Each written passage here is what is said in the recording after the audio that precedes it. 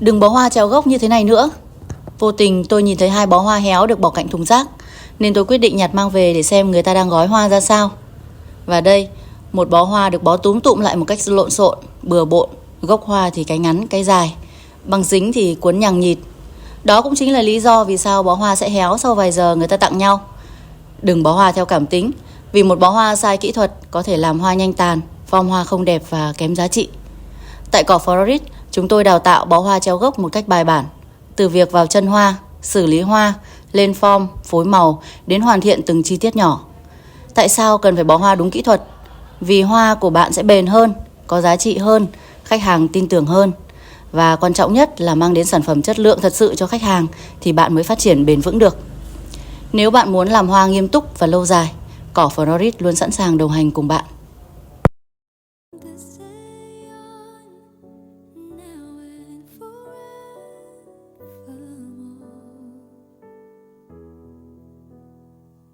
Yes, you'll be in my heart, no matter what they say.